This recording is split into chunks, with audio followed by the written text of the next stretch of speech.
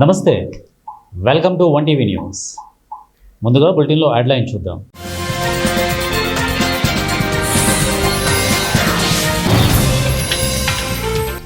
ముప్పై ఏళ్ల తరువాత చరిత్రను తిరగరాశాం సీఎం చంద్రబాబు.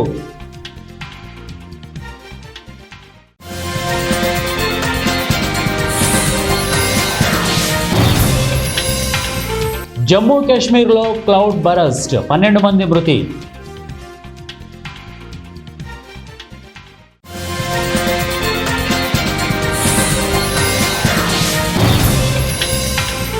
ప్రకాశం జిల్లా నల్లమల గూడెంలో చిరుత సంచారం, భయం గుప్పెట్లో గిరిజనులు.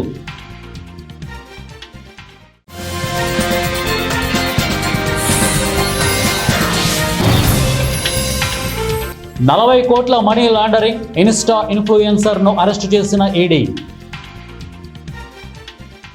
ముందుగా బులెటిన్లో డీటెయిల్స్ చూద్దాం. పులివెందుల జెడ్పీటీసీ ఉప ఎన్నికల్లో తెలుగుదేశం పార్టీ సంచలన విజయాన్ని సొంతం చేసుకుంది. టీడీపీ అభ్యర్థి మారెడ్డి లతారెడ్డి ఏకంగా 6050 ఓట్ల మెజార్టీతో ఘన విజయం సాధించి రాజకీయంగా చరిత్ర సృష్టించారు.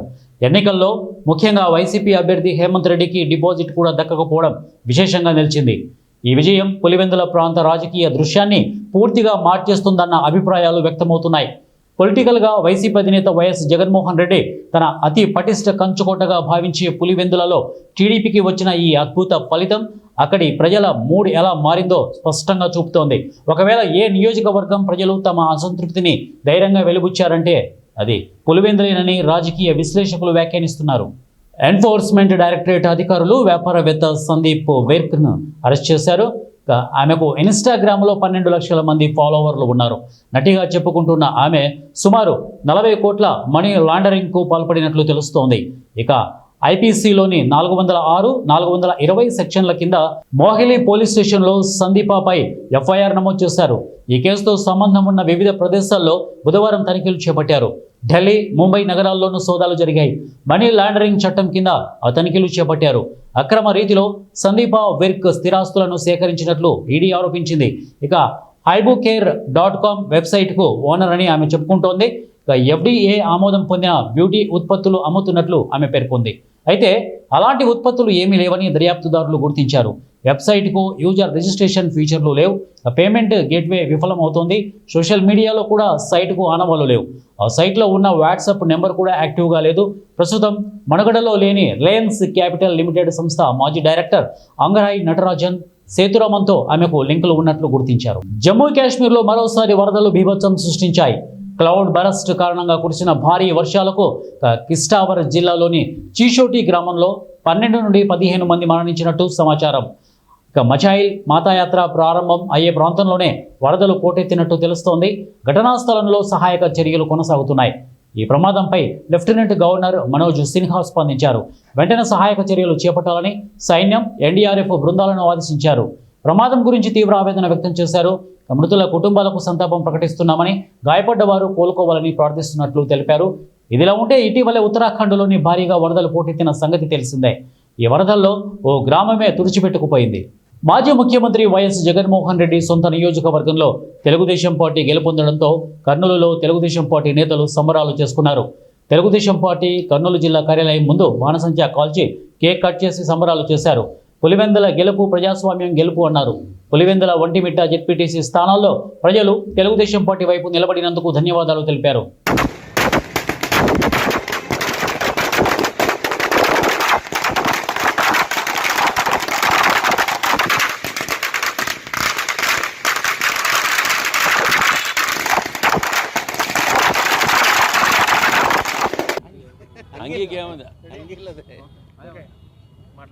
ప్రజలంతా గమనించారు.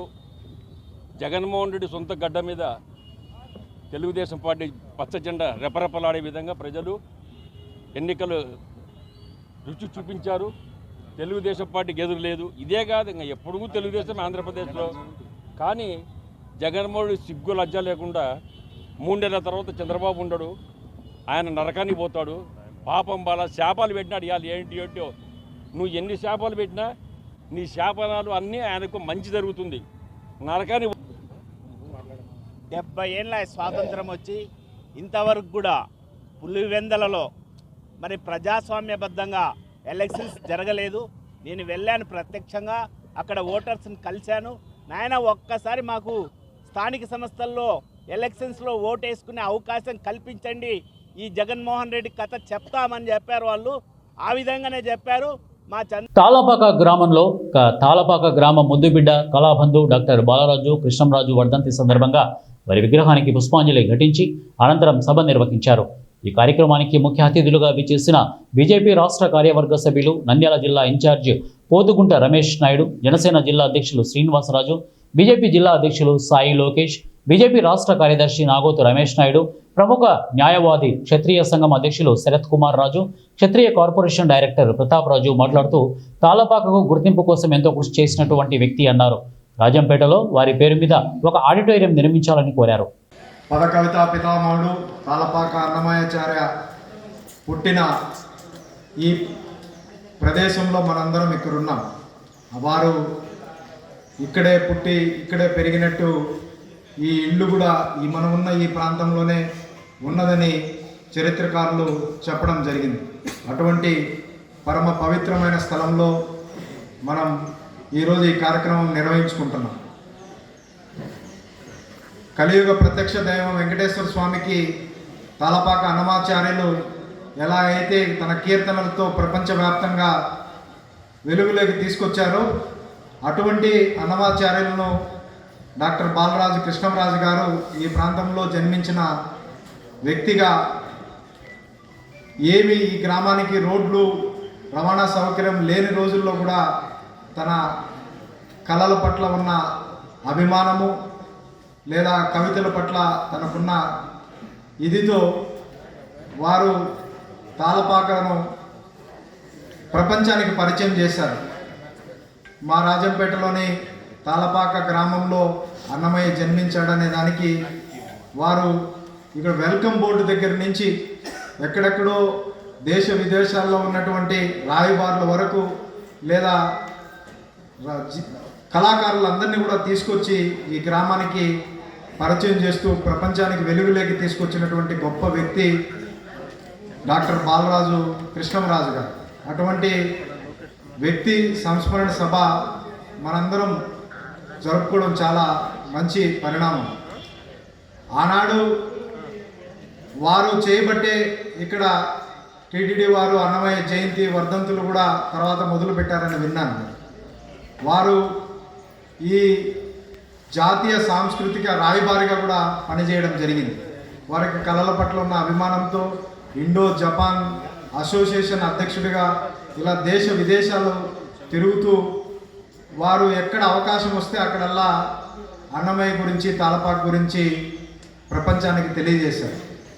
సరే, ఇవన్నీ ఒక ఎత్తు అయితే దాదాపు ఆ రోజు తాళపాక అభివృద్ధి కోసం ఒక ధ్యాన మందిరము, చిన్న చిన్న అభివృద్ధి కార్యక్రమాలు చేయడం జరిగింది. మధ్యలో కరుణాకర్ రెడ్డి గారి సమయంలో 108 విగ్రహం ఊరు బయట నిర్మించడం జరగడం జరిగింది. మరి ఈ మధ్యకాలంలో ఇందాక తమ్ముడు రమేష్ నాయుడు చెప్పినట్టుగా భానుప్రకాష్ రెడ్డి గారి సహాయంతో టీటీడీ ఈఓ గారిని కలిసి రాష్ట్రంలోని కొత్త జిల్లాల విభజన చేపడుతున్న నేపథ్యంలో బద్వేలు నియోజకవర్గాన్ని రాజంపేట, అన్నమయ్య జిల్లాలో కలపాలనే ఆలోచనలు రద్దు చేసుకోవాలని సిపిఐ జిల్లా కార్యవర్గ సభ్యులు వీరశేఖర్ అన్నారు. కలసపాడు నుండి మొదలు పెడితే దాదాపు 150 కిలోమీటర్ల దూరం ఉంటుందని, రానుపోను 300 కిలోమీటర్లు ప్రయాణించాల్సి ఉంటుందని వారు అన్నారు. ఇటీవల రాష్ట్ర ప్రభుత్వం నూతన జిల్లాల యొక్క ప్రకటించడం అనేటువంటిది జరుగుతూ ఉంది. దాని ప్రతిపాదన తీసుకొచ్చారు. ఇప్పటికే క్యాబినెట్ కూడా ఆమోదం తెలిపిందని చెప్తా ఉన్నారు.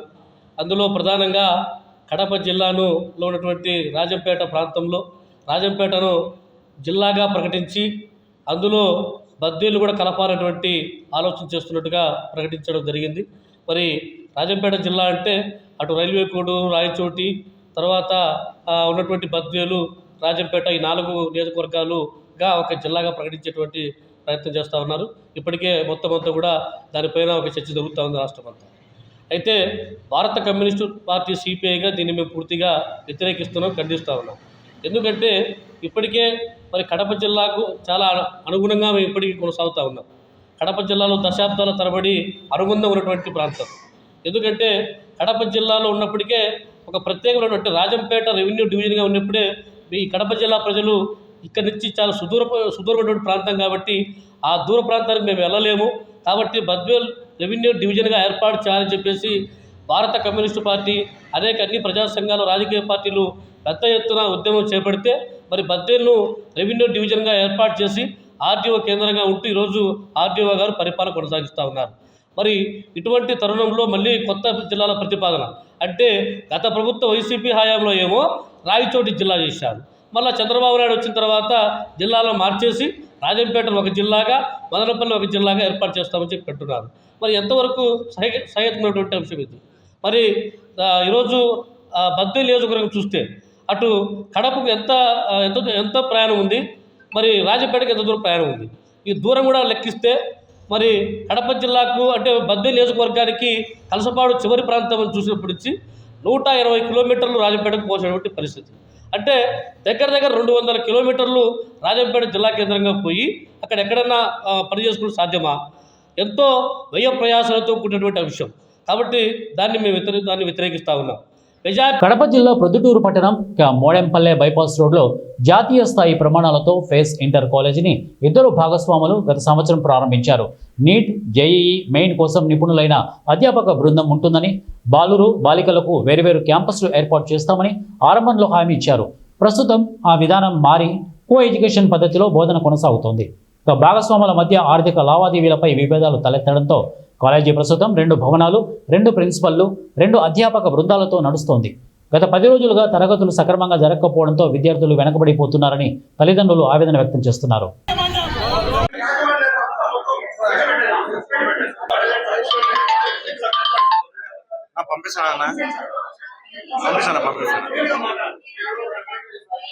విద్యార్థుల తల్లిదండ్రులందరూ కూడా ప్రొద్దుటూరు ఫేస్ కాలేజ్ యాజమాన్యం ముందర నిన్నటి నుంచి కూడా ఆందోళన చేస్తూ ఉన్నారు. అంటే దాదాపు 2-3 రోజుల నుంచి ఆందోళన చేస్తూ ఉన్నారు. అంటే అంతకుముందు కూడా ఈ కాలేజీ యాజమాన్యంతో పేద విద్యార్థులందరూ కూడా సఫర్ అవుతున్నారు. దాంట్లో విధి లేని పరిస్థితిలో ఈరోజు కాలేజీ యాజమాన్యం దగ్గర వచ్చి ఆందోళన చేసే పరిస్థితి కూడా కాలేజీ యాజమాన్యం కల్పించింది. వాళ్ళు అడుగుతున్న డిమాండ్ చేయండి, మీరు ఇద్దరు పార్ట్నర్షిప్ విడిపోయి మా కాలేజీ బాగుందని కాలేజీకి రావద్దని మెసేజ్లు పెట్టడము, ఆ కాలేజీ పోద్దని మెసేజ్లు పెట్టడము, సరైనటువంటి టీచింగ్ లేదు. దాదాపు విద్యార్థులు 150 మంది విద్యార్థులు ఉన్నారు. 150 మంది విద్యార్థులు ఉంటే కనీసం ముగ్గురే ఉన్నారు టీచింగ్. ఏ రకంగా దీన్ని కొనసాగిస్తారని చెప్పేసి సందర్భంగా ఈ విషయము ఆర్ఐఓ గారికి గత సంవత్సరం కూడా చెప్పినా కూడా ఆర్ఐఓ గారు కూడా దీని మీద సరైన స్పందన లేదు. ఇప్పుడే ఆర్ఐ గారితో కూడా ఫోన్ లో మాట్లాడితే ఆయన ఏమంటారంటే గతంలో ఉన్న ఆయన ట్రాన్స్ఫర్ అయిపోయాడు, నేను ఇప్పుడే వచ్చినాను, వారం రోజుల కిందట నేను ఇప్పుడే పరిశీలిస్తాను, దాని విషయం మీద తేలుస్తానని చెప్పి చెప్తున్నాడు. తేల్చకపోతే కలెక్టర్ ఆఫీస్ దగ్గర ఈ తల్లిదండ్రులందరినీ తీసుకుపోయి ఆందోళన కొనసాగిస్తాము అని చెప్పేసి కూడా సందర్భంగా. నా పేరు పీటర్, జిల్లా సహాయ కార్యదర్శి. ఇవాళ ప్రధానంగా మనం చూసుకుంటే కడప జిల్లా పొద్దుటూరు నగరంలో పేస్ అనే అకాడమీ ఎంతో దారుణంగా పోయేసని గతంలో కూడా చూసుకుంటే అసలు దీనికి పర్మిషన్ లేదు. ఆర్ఐఓ ఎలా పర్మిషన్ ఇచ్చారు ఇంతవరకు అర్థం కావట్లేదు. ఉన్నత అధికారులు కూడా ఊరికే దీని మీద ఏమైనా లంచాలు ఏమైనా తీసుకుంటారో కానీ ఇప్పటికి కూడా అర్థం కాదు. మనం చూసుకుంటే ఈ కంప్లైంట్ వచ్చింది ఏంటంటే 2 వారాల క్రితం అసలు క్లాసులే జరగట్లేదంట. సెకండ్ ఇయర్ విద్యార్థులు ఇంకా మహా అంటే ఒక 4 నెలలు 5 నెలల్లో ఎగ్జామ్స్ జరుగుతాయి. కాబట్టి వాళ్ళ ఫ్యూచర్ ఎలా ఉంటుందో ఇప్పుడు కూడా అర్థం కావట్లేదు. కాబట్టి వెంటనే ఆర్ఐఓ గారు, ఉన్నత ఎడ్యుకేషన్ మినిస్టర్ నారా లోకేష్ గారు దీని మీద స్పందించాలని అఖిల భారతీయ విద్యార్థి సమైక్య మేము హెచ్చరిస్తున్నాం. లేని పక్షంలో కడప జిల్లా మొత్తం, ఆంధ్ర రాష్ట్రం మొత్తం ఆందోళన జరుగుతామని అఖిల భారతీయ విద్యార్థి సమైక్య మేము డిమాండ్ చేస్తాం. మదర్ని మాట్లాడుతున్నానండి. పేస్ కాలేజ్ అని ఇక్కడ స్టేట్ చేసాము, ఐఐటి అని చెప్పి మా దగ్గర జాయిన్ చేయించుకున్నారు. ఇప్పుడు పార్ట్నర్షిప్ ఇద్దరు కూడా డివైడ్ అయిపోయి మా దగ్గర ప్రూఫ్స్ ఉన్నాయంటే మా దగ్గర సర్టిఫికెట్ లైసెన్స్ ఉందని చెప్తున్నారు. ఇద్దరు ప్రూఫ్స్ చూపించట్లేదు. ఎలిగేషన్స్ వేసుకుంటున్నారు. లెక్చరర్స్ కి సర్టిఫికెట్స్ లేవని చెప్తున్నారు. ఆ సర్టిఫికెట్స్ చూపించమంటే చూపించట్లేదు. ఈ బిల్డింగ్ కూల్చబోతారు, డిమాలిషన్ చేస్తారని చెప్తున్నారు. ఏ ప్రూఫ్స్ చూపించమంటే చూపించట్లేదు. ఏ ప్రూఫ్స్ అడిగినా కూడా చూపించట్లేదు. ఏమన్నా అడిగితే మీరు మాట్లాడకండి, మీకు తీసి ఇచ్చేస్తాము, వెళ్ళిపోమని చెప్తున్నారు. ఈ మధ్యలో వెళ్ళిపోమని చెప్తున్నారు. ఈ బిల్డింగ్ పర్మిషన్ లేదు, డిమాలిషన్ చెప్తున్నారు. పర్మిషన్ చూపించామంటే అది చూపించారు. ఫ్రాంచైజ్ సర్టిఫికేట్ చూపించమంటే చూపించట్లేదు. టాప్ మైండ్ జూనియర్ కాలేజ్ అంటున్నారు. ఈ ఇయర్ రెన్యువల్ అయ్యిందా లేదా చూపించమంటే చూపించట్లేదు. అక్కడ కోడ్కి వెళ్ళి చూసుకోండి. లెక్చరర్స్కి సర్టిఫికేట్స్ లేకుండానే 1.5 ఇయర్ నుంచి నడిపామని చెప్తున్నారు. అట్లా ఎట్లా నడిపారు అని అంటే వాళ్ళ నుంచి ఎలిగేషన్ రాలేదు అంటున్నారు. ప్రతి ఒక్కరు ఎలిగేషన్ చేస్తూ ఉన్నారు. సర్టిఫికేట్స్ మేము ప్రూఫ్స్ అడుగుతున్నామండి, ప్రూఫ్స్ అడుగుతున్నాం. మధ్యలోంచి వెళ్ళిపోమంటే ఎక్కడికి వెళ్తాం మేము? చిత్తూరు జిల్లా పలమనేరు నియోజకవర్గంలోని పెదపంజాని మండల సింగిల్ విండో, గంగవరం మండలం సింగిల్ విండో కార్యవర్గ ప్రమాణ స్వీకార కార్యక్రమం గురువారం ఘనంగా జరిగింది. ఈ సందర్భంగా పలమనేరు శాసనసభ్యులు అమరనాథ్ రెడ్డి నూతన కమిటీచే ప్రమాణం చేయించారు. పెదపంజాని మండల సింగిల్ విండో అధ్యక్షులుగా శ్రీరాములు, డైరెక్టర్లుగా గంగప్ప, హరినాథులు ప్రమాణ స్వీకారం చేశారు. అదేవిధంగా గంగవరం మండలం సింగిల్ విండో అధ్యక్షులుగా ప్రసాద్ నాయుడు, డైరెక్టర్లుగా కె హరిబాబు, శివరామరెడ్డిలు ఎమ్మెల్యే సమక్షంలో ప్రమాణ స్వీకారం చేపట్టారు.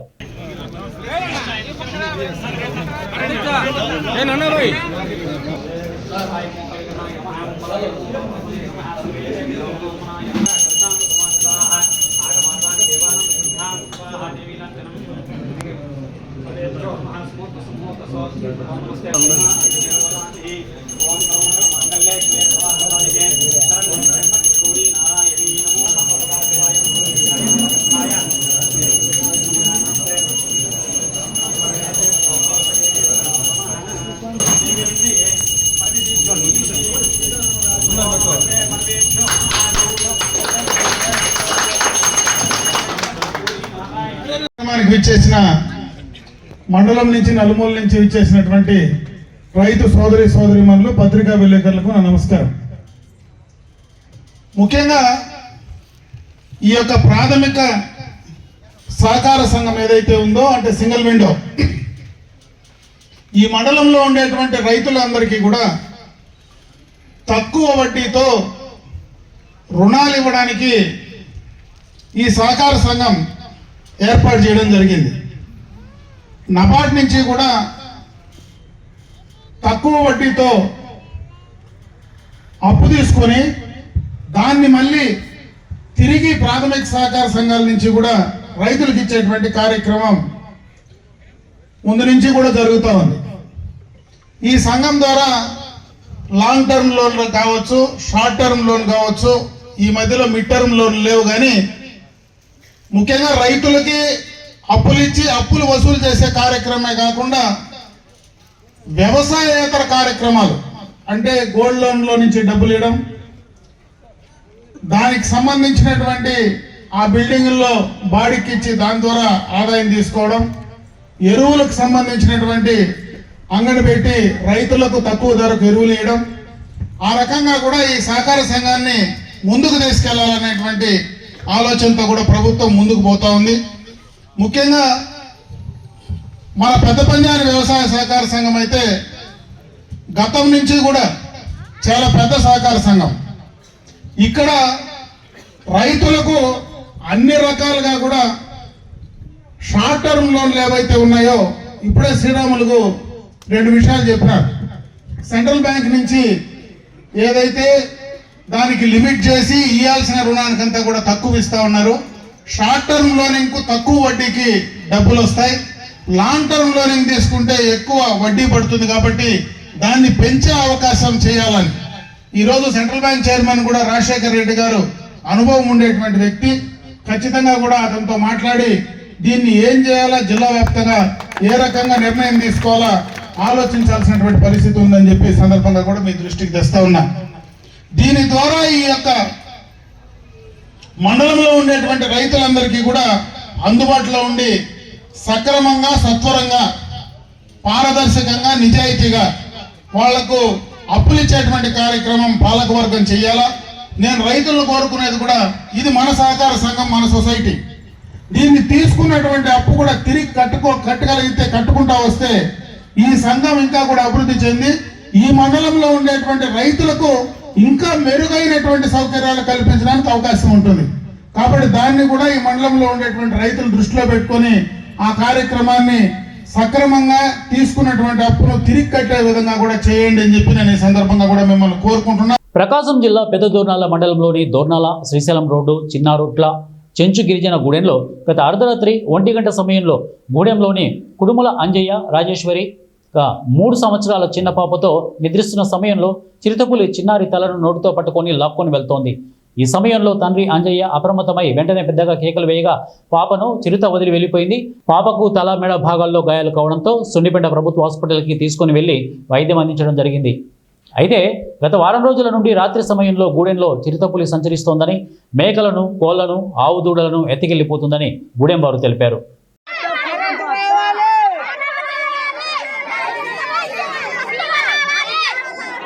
బీహార్లో జరిగిన ఏషియా రగ్బీ అండర్-20 ఛాంపియన్షిప్లో అధికారికంగా పాల్గొని వచ్చిన సందర్భంగా రాష్ట్ర రగ్బీ సంఘ ప్రధాన కార్యదర్శి రామాంజనేయులకు ఘన సన్మానం చేశారు.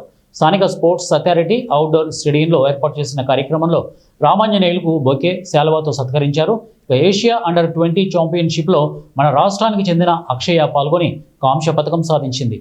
జయశంకర్ భూపాలపల్లి జిల్లా కాటార మండలంలో గల గిరిజన గురుకుల బాలుర కళాశాల సూక్ష్మ కళాకారుడు, ప్రభుత్వ చిత్రకళా ఉపాధ్యాయుడు ఆడెపు రజనీకాంత్ 79వ స్వాతంత్ర దినోత్సవం పురస్కరించుకొని ఒక పెన్సిల్ గ్రాఫైట్ పై 4 మిల్లీమీటర్ల ఎత్తు, 2 మిల్లీమీటర్ల వెడల్పు ఉన్న భారత జాతీయ జెండాను సుమారు గంట పాటు శ్రమించి తయారు చేశారు. అదేవిధంగా చాక్ పీస్ పై కూడా 7 మిల్లీమీటర్ల ఎత్తు, 5 మీటర్ల వెడల్పు ఉన్నటువంటి భారతీయ జాతీయ జెండాను సుమారు గంట 10 నిమిషాల పాటు చెక్కి త్రివర్ణ రంగులు అద్దారు. చాక్ పీస్లపై హ్యాపీ ఇండిపెండెన్స్ డే ఆంగ్ల అక్షరాలను 6 మిల్లీమీటర్ల ఎత్తు, 5 మిల్లీమీటర్ల వెడల్పుతో సుమారు 45 నిమిషాల పాటు శ్రమించి గుండుపిన్ను సహాయంతో చెక్కి భారత ప్రజలకు తన సూక్ష్మ కళ ద్వారా 79వ స్వాతంత్ర దినోత్సవ శుభాకాంక్షలు తెలిపారు. రజనీకాంత్ ఇంతకుముందు చాక్ పీస్ పై భారత జాతీయ గీతం జనగణమన 278 అక్షరాలను, జాతీయ గేయం వందే మాత్రం 284 ఆంగ్ల అక్షరాలను చాక్ పీస్ మరియు బియ్యపు గింజలపై రాశారు. అదేవిధంగా 1.5 సెంటీమీటర్ ఎత్తు ఉన్న చాక్ పీస్లపై 78 భారత జాతీయ జెండాలను తయారు చేశాడు. అదేవిధంగా ఒకే చాక్ పీస్ పై 2 మిల్లీమీటర్ల ఎత్తులో 78 త్రివర్ణ పతాకాలను చెక్కారు. ఇతని ప్రతిభ చూసి గూగుల్ వికీపీడియాలో రజనీకాంత్ పూర్తి సమాచారం పొందుపరిచారు. ఈ పెన్సిల్ గ్రాఫైట్ జాతీయ జెండాను ప్రపంచంలోని వివిధ బుక్ ఆఫ్ రికార్డులకు ప్రతిపాదనలు పంపినట్లు రజనీకాంత్ తెలిపారు. నా పేరు ఆడపు రజనీకాంత్. అందరికీ 79వ స్వాతంత్ర దినోత్సవం శుభాకాంక్షలు. నేను ఈరోజు ప్రపంచంలో అతి చిన్నట్టు పెన్సిల్ గ్రాఫైట్ పై భారత జాతీయ పతాకాన్ని 0.4 mm ఎత్తు మరియు 2 మిల్లీమీటర్ల వెడల్పుతో చెక్కి ఉన్నాను. అదేవిధంగా ఎవరూ తయారు చేయని విధంగా చాక్ పీస్ పై కూడా 7 మిల్లీమీటర్ల ఎత్తు, 5 మిల్లీమీటర్ల వెడల్పుతో ఉన్నటువంటి జాతీయ పతాకాన్ని కూడా సుమారు గంట పాటు శ్రమించి నేను తయారు చేశాను. అదేవిధంగా చాక్ పీస్లపై హ్యాపీ ఇండిపెండెన్స్ డే అనే అక్షరాలను సుమారు 6 మిల్లీమీటర్ల ఎత్తు, 5 మిల్లీమీటర్ల వెడల్పుతో కూడా తయారు చేశాను. ఇంతకు మునుపు కూడా నేను 78 జాతీయ జెండాలను 1.5 సెంటీమీటర్ల ఎత్తుతో చాక్ పీస్లపై వేశాను. అదేవిధంగా ఒకే చాక్ పీస్పై 78 జాతీయ పతాకాలను కూడా గీశాను. బియ్య గింజలపై భారత జాతీయ గీతము జనగణమన మరియు వందే మాతరము 284 అక్షరాలను కూడా రాసి ఉన్నాను. అదేవిధంగా చాక్ పీస్పై కూడా భారత జాతీయ పతాకం, జాతీయ గేయము, జాతీయ గీతము వీటిని కూడా చెక్కి ఉన్నాను. మరొకసారి అందరికీ 79వ స్వాతంత్ర దినోత్సవం శుభాకాంక్షలు తెలియజేసుకుంటూ సెలవు తీసుకుంటాను. ఇక బులెటిన్ ముగించే ముందు హెడ్లైన్స్ మరొకసారి.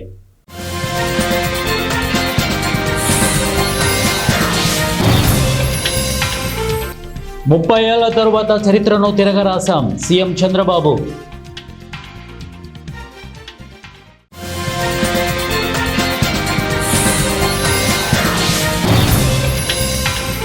జమ్మూ కాశ్మీర్లో క్లౌడ్ బరస్ట్, 12 మంది మృతి.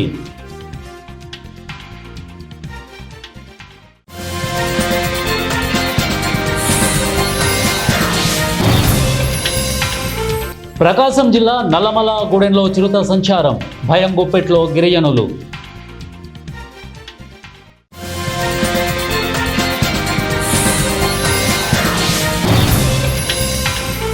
$40 కోట్ల మనీ లాండరింగ్, ఇన్స్టా ఇన్ఫ్లుయెన్సర్ను అరెస్టు చేసిన ఈడీ. ఇవే బులెటిన్ అప్డేట్స్. నెక్స్ట్ బులెటిన్లో కలుద్దాం. అంటే then keep watching 1 TV news. ప్రతిక్షణం ప్రజల పక్షం.